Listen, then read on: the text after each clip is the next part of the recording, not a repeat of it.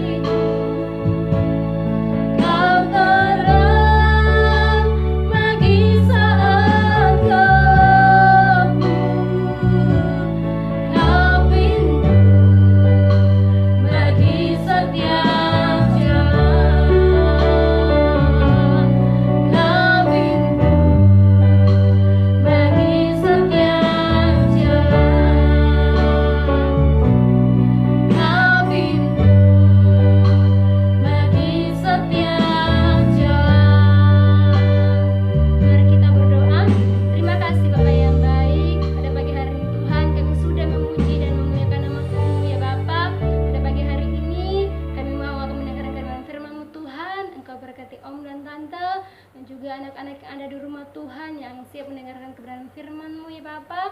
Terima kasih Bapak yang baik, yang biarlah setiap firman yang disampaikan kepada anak-anak yang ada di rumah biar menjadi kekuatan dan setiap kehidupan mereka. Ya Bapak yang baik, pada pagi hari ini Tuhan kami siap untuk mendengarkan kebenaran firman-Mu hanya di dalam nama Tuhan Yesus Kristus. Haleluya. Amin.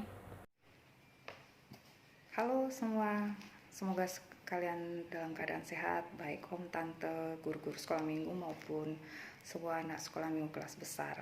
Saat ini Tante Murni akan membawakan cerita firman Tuhan tentang musim ya, musim dalam kehidupan.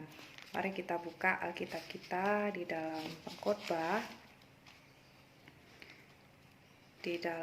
Pengkhotbah pasal yang ketiga, ayat yang pertama dimulai. Tante akan bacakan, ini cukup populer ayatnya ya. Untuk segala sesuatu ada masanya, ada waktunya. Untuk segala sesuatu ada masanya. Untuk apapun di bawah langit ada waktunya. Ada waktu untuk lahir, ada waktu untuk meninggal, ada waktu untuk menanam, ada waktu untuk mencabut yang ditanam. Ada waktu untuk membunuh, ada waktu untuk menyembuhkan, ada waktu untuk merombak, ada waktu untuk membangun. Ada waktu untuk menangis, ada waktu untuk tertawa, ada waktu untuk meratap, ada waktu untuk menari. Ya,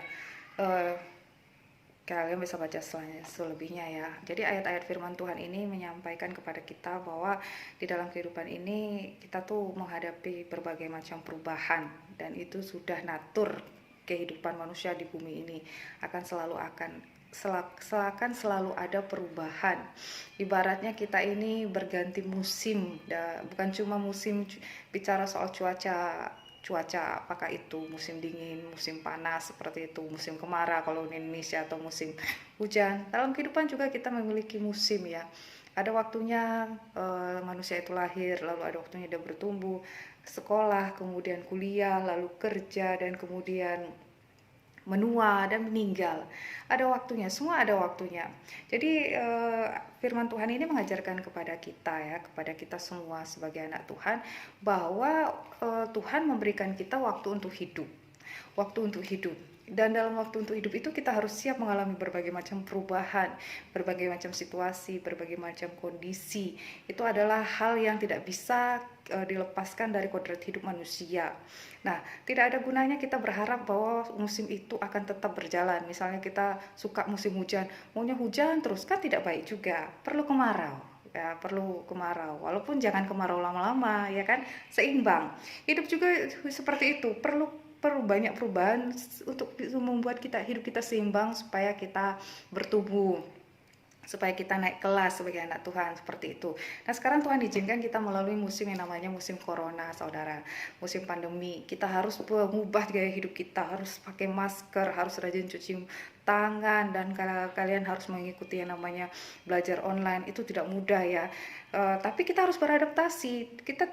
Percuma kita bersungut-sungut, kita harus menikmati kehidupan kita sekarang ini dengan tetap bersuka cita.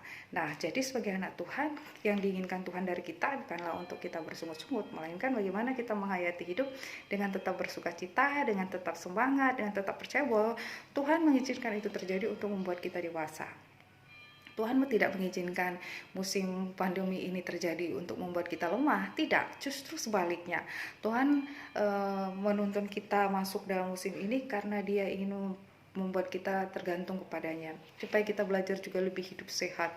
Kalau selama ini kita suka sembarangan dalam hidup ya, tidak terlalu memperhitungkan soal hari esok, kadangkala ya, makan ya sama enaknya seperti itu, kemudian mau main mau apa itu tidak terlalu mikir besok bagaimana, seperti itu. Tapi sekarang corona membuat kita berpikir ulang tentang hidup ya. Walaupun kalian anak sekolah minggu masih imut-imut, masih muda ya, tidak mungkin pikirannya belum panjang, tapi tante berharap kita semua itu memiliki banyak waktu untuk berefleksi. Maksudnya manfaatkan waktu yang ada ini. Kalau selama ini kita harus semuanya serba online, ya jangan cuma sibuk dengan HP atau gadget, tapi mari belajar untuk lebih dekat dengan keluarga, seperti itu. Dan mari juga belajar untuk menikmati semuanya tanpa bersungut-sungut.